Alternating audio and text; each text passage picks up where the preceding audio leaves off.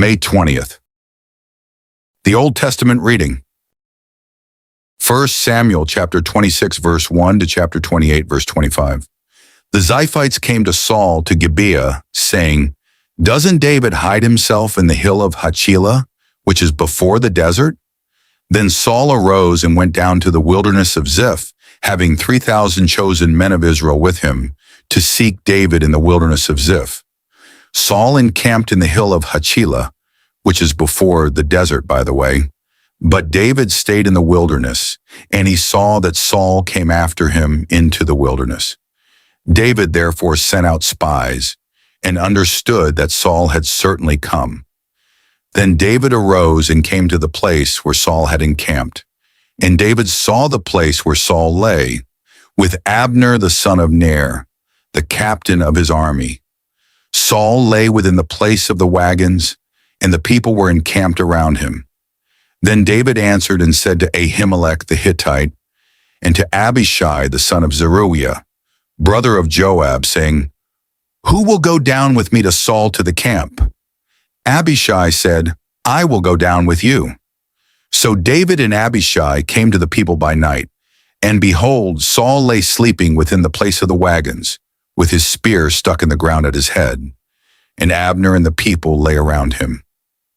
Then Abishai said to David, "God has delivered up your enemy into your hand today. Now therefore please let me strike him with the spear to the earth at one stroke, and I will not strike him the second time." David said to Abishai, "Don't destroy him, for who can stretch out his hand against the Lord's anointed and be guiltless?" David said, "As the Lord lives, the Lord will strike him, or his day shall come to die, or he shall go down into battle and perish. The Lord forbid that I should stretch out my hand against the Lord's anointed. But now please take the spear that is at his head in the jar of water, and let's go." So David took the spear in the jar of water from Saul's head, and they went away. No man saw it or knew it, nor did any awake, for they were all asleep, because a deep sleep from the Lord had fallen on them. Then David went over to the other side and stood on the top of the mountain far away, a great space being between them. And David cried to the people and to Abner the son of Ner, saying, "Don't you answer, Abner." Then Abner answered, "Who are you who calls to the king?" David said to Abner, "Aren't you a man? Who is like you in Israel? Why then have you not kept watch over your lord the king? For one of the people came in to destroy your lord the king. This thing isn't good that you have done. As the Lord lives, you are worthy to die, because you have not kept watch over your lord, the Lord's anointed. Now see where the king's spear is, in the jar of water that was at his head." Saul recognized David's voice and said, "Is this your voice, my son David?" David said, "It is my voice, my lord, O king." He said, "Why does my lord pursue his servant? For what have I done? What evil is in my hand? Now therefore please let my lord the king hear the words of his servant. If it is so that the Lord has stirred you up against me, let him accept an offering. But if it is the children of men, they are cursed before the Lord. For they have driven me out today that I shouldn't cling to the Lord's inheritance, saying, 'Go, serve other gods.' Now therefore, don't let my blood fall to the earth away from the presence of the Lord. For the king of Israel has come out to seek a flea, as when one hunts a partridge in the mountains." Then Saul said, "I have sinned. Return, my son David, for I will no more do you harm, because my life was precious in your eyes today. Behold, I have played the fool, and have erred exceedingly." David answered, "Behold the spear, O king. Let one of the young men come over and get it. The Lord will give to every man his righteousness and his faithfulness, because the Lord delivered you into my hand today, and I wouldn't stretch out my hand against the Lord's anointed. Behold, as your life was respected today in my eyes, so let my life be respected in the Lord's eyes, and let him deliver me out of all oppression." Then Saul said to David, "You are blessed, my son David. You will both do mightily and will surely prevail." So David went his way, and Saul returned to his place. David said in his heart, I will now perish one day by the hand of Saul. There is nothing better for me than that I should escape into the land of the Philistines, and Saul will despair of me, to seek me any more in all the borders of Israel. So I will escape out of his hand." David arose and passed over, he and the 600 men who were with him, to Achish the son of Maach, king of Gath. David lived with Achish at Gath, he and his men, every man with his household, even David with his 2 wives, Ahinoam the Jezreelitess and Abigail the Carmelitess, Nabal's wife. Saul was told that David had fled to Gath, so he stopped looking for him. David said to Achish, "If now I have found favor in your eyes, let them give me a place in one of the cities in the country, that I may dwell there. For why should your servant dwell in the royal city with you?" Then Achish gave him Ziklag that day. Therefore Ziklag belongs to the kings of Judah to this day. The number of the days that David lived in the country of the Philistines was a full year and 4 months. David and his men went up and raided the Geshurites, the Gersites, and the Amalekites, for those were the inhabitants of the land who were of old, on the way to Shur, even to the land of Egypt. David struck the land and saved no man or woman alive, and took away the sheep, the cattle, the donkeys, the camels, and the clothing. Then he returned and came to Achish. Achish said, "Against whom have you made a raid today?"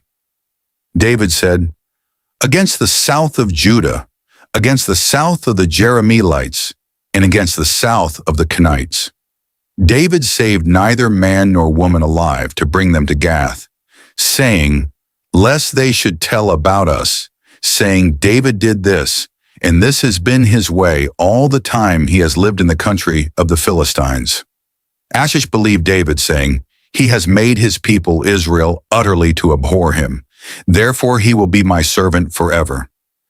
In those days the Philistines gathered their armies together for warfare to fight with Israel. Achish said to David, "Know assuredly that you will go out with me in the army, you and your men." David said to Achish, "Therefore you will know what your servant can do." Achish said to David, "Therefore I will make you my bodyguard forever." Now Samuel was dead, and all Israel had mourned for him and buried him in Ramah, even in his own city. Saul had sent away those who had familiar spirits and the wizards out of the land.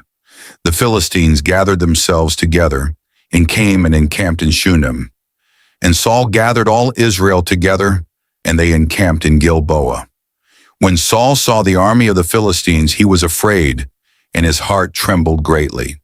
When Saul inquired of the Lord didn't answer him by dreams, by Urim, or by prophets. Then Saul said to his servants, "Seek for me a woman who has a familiar spirit, that I may go to her and inquire of her." His servants said to him, "Behold, there is a woman who has a familiar spirit at Endor." Saul disguised himself and put on other clothing, and went, he and 2 men with him, and they came to the woman by night. Then he said, "Please consult for me by the familiar spirit, and bring me up whomever I shall name to you." The woman said to him, "Behold, you know what Saul has done, how he has cut off those who have familiar spirits and the wizards out of the land. Why then do you lay a snare for my life to cause me to die?" Saul swore to her by the Lord, saying, "As the Lord lives, no punishment will happen to you for this thing." Then the woman said, "Whom shall I bring up to you?" He said, "Bring Samuel up for me." When the woman saw Samuel, she cried with a loud voice. And the woman spoke to Saul, saying, "Why have you deceived me? For you are Saul." The king said to her, "Don't be afraid. What do you see?" The woman said to Saul, "I see a god coming up out of the earth." He said to her, "What does he look like?" She said, "An old man comes up. He is covered with a robe."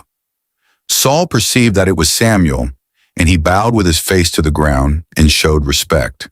Samuel said to Saul, "Why have you disturbed me to bring me up?" Saul answered, "I am very distressed, For the Philistines make war against me, and God has departed from me and answers me no more, by prophets or by dreams. Therefore I have called you, that you may make known to me what I shall do.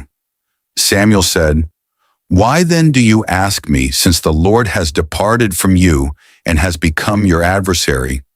The Lord has done to you as he spoke by me.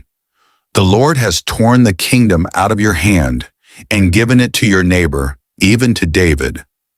Because you didn't obey the Lord's voice and didn't execute his fierce wrath on Amalek, therefore the Lord has done this thing to you today.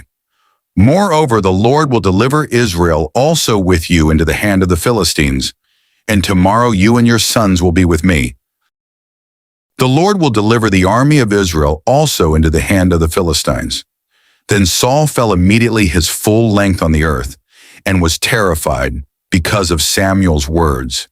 There was no strength in him, for he had eaten no bread all day long or all night long.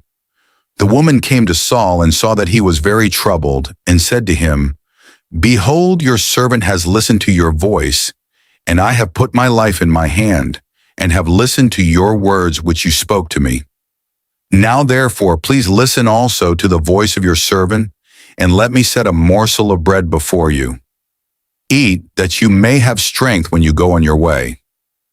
But he refused and said, I will not eat. But his servants, together with the woman, constrained him, and he listened to their voice.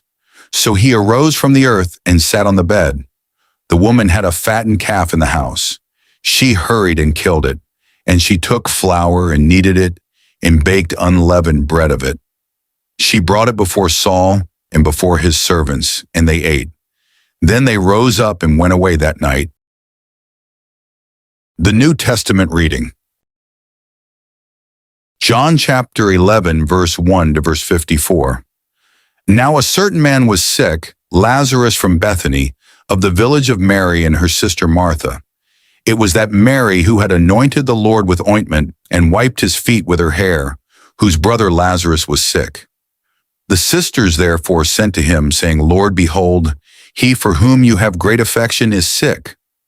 But when Jesus heard it, he said, This sickness is not to death, but for the glory of God, that God's Son may be glorified by it. Now Jesus loved Martha and her sister and Lazarus. When therefore he heard that he was sick, he stayed 2 days in the place where he was.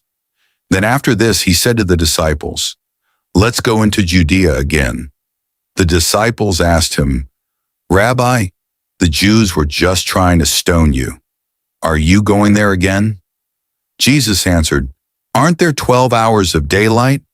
If a man walks in the day, he doesn't stumble, because he sees the light of this world. But if a man walks in the night, he stumbles, because the light isn't in him. He said these things, and after that he said to them, Our friend Lazarus has fallen asleep, but I am going so that I may awake him out of sleep. The disciples therefore said, Lord, if he has fallen asleep, he will recover. Now Jesus had spoken of his death, but they thought that he spoke of taking rest and sleep. So Jesus said to them plainly then, Lazarus is dead. I am glad for your sakes that I was not there, so that you may believe. Nevertheless, let's go to him. Thomas, therefore, who is called Didymus, said to his fellow disciples, Let's also go, that we may die with him. So when Jesus came, he found that he had been in the tomb 4 days already. Now Bethany was near Jerusalem, about 15 stadia away. Many of the Jews had joined the women around Martha and Mary to console them concerning their brother. Then when Martha heard that Jesus was coming, she went and met him, but Mary stayed in the house. Therefore Martha said to Jesus, Lord, if you would have been here, my brother wouldn't have died. Even now I know that whatever you ask of God, God will give you. Jesus said to her, Your brother will rise again. Martha said to him, I know that he will rise again in the resurrection at the last day. Jesus said to her, I am the resurrection and the life. He who believes in me will still live, even if he dies. Whoever lives and believes in me will never die. "Do you believe this?" She said to him, "Yes, Lord. I have come to believe that you are the Christ, God's Son, he who comes into the world." When she had said this, she went away and called Mary, her sister, secretly, saying, "The teacher is here and is calling you." When she heard this, she arose quickly and went to him. Now Jesus had not yet come into the village, but was in the place where Martha met him. Then the Jews who were with her in the house and were consoling her, when they saw Mary, that she rose up quickly and went out, followed her, saying, "She is going to the tomb to weep there." Therefore when Mary came to where Jesus was and saw him, she fell down at his feet, saying to him, "Lord, if you would have been here, my brother wouldn't have died." When Jesus therefore saw her weeping, and the Jews weeping who came with her, he groaned in the spirit and was troubled, and said, "Where have you laid him?" They told him, "Lord, come and see." Jesus wept. The Jews therefore said, "See how much affection he had for him." Some of them said, "Couldn't this man, who opened the eyes of him who was blind, have also kept this man from dying?" Jesus therefore, again groaning in himself, came to the tomb. Now it was a cave, and a stone lay against it. Jesus said, "Take away the stone." Martha, the sister of him who was dead, said to him, "Lord, by this time there is a stench, for he has been dead 4 days." Jesus said to her, "Didn't I tell you that if you believed, you would see God's glory?" So they took away the stone from the place where the dead man was lying. Jesus lifted up his eyes and said, "Father, I thank you that you listened to me. I know that you always listen to me, but because of the multitude standing around, I said this, that they may believe that you sent me." When he had said this, he cried with a loud voice, "Lazarus, come out." He who was dead came out, bound hand and foot with wrappings, and his face was wrapped around with a cloth. Jesus said to them, "Free him and let him go." Therefore many of the Jews who came to Mary and saw what Jesus did believed in him. But some of them went away to the Pharisees and told them the things which Jesus had done. The chief priests, therefore, and the Pharisees gathered a council and said, "What are we doing? For this man does many signs. If we leave him alone like this, everyone will believe in him, and the Romans will come and take away both our place and our nation." But a certain one of them, Caiaphas, being high priest that year, said to them, "You know nothing at all, nor do you consider that it is advantageous for us that one man should die for the people, and that the whole nation not perish." Now he didn't say this of himself, but being high priest that year, he prophesied that Jesus would die for the nation, and not for the nation only, but that he might also gather together into one the children of God who were scattered abroad. So from that day forward they took counsel that they might put him to death. Jesus therefore walked no more openly among the Jews, but departed from there into the country near the wilderness, to a city called Ephraim. He stayed there with his disciples. Now the Passover of the Jews was at hand. Many went up from the country to Jerusalem before the Passover to purify themselves. Then they sought for Jesus and spoke with one another as they stood in the temple. "What do you think, that he isn't coming to the feast at all?" Now the chief priests and the Pharisees had commanded that if anyone knew where he was, he should report it, that they might seize him. Psalm chapter 54, verse 5 to chapter 7. He will repay the evil to my enemies. Destroy them in your truth. With a freewill offering, I will sacrifice to you. I will give thanks to your name, Lord, for it is good. For he has delivered me out of all trouble. My eye has seen triumph over my enemies. Proverbs chapter 15, verse 22 to verse 23. Where there is no counsel, plans fail, but in a multitude of counselors they are established. Joy comes to a man with the reply of his mouth. How good is a word at the right time? This concludes our reading for today. God bless you and see you tomorrow.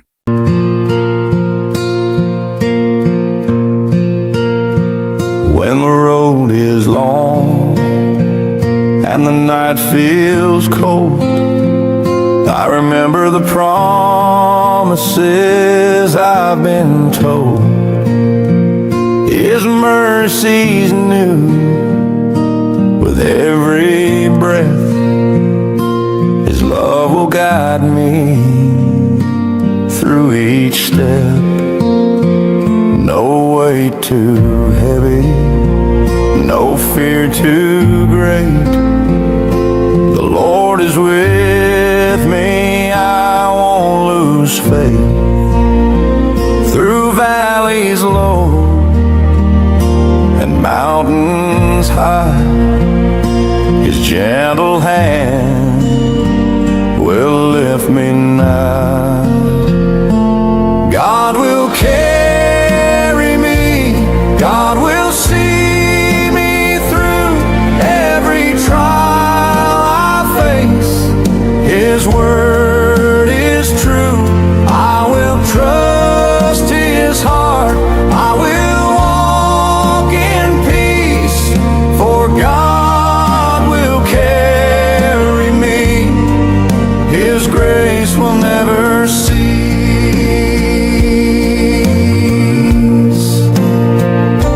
I don't walk this road alone.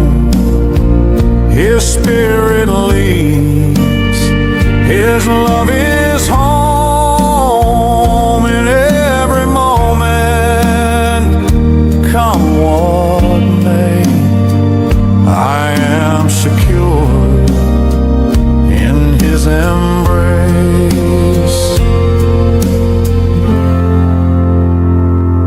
God will carry me, God will see me through every trial I face.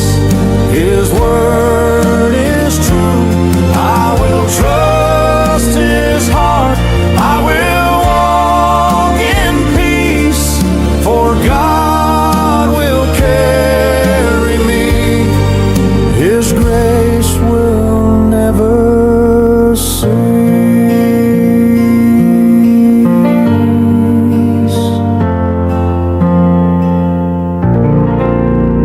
Yes, God will carry me.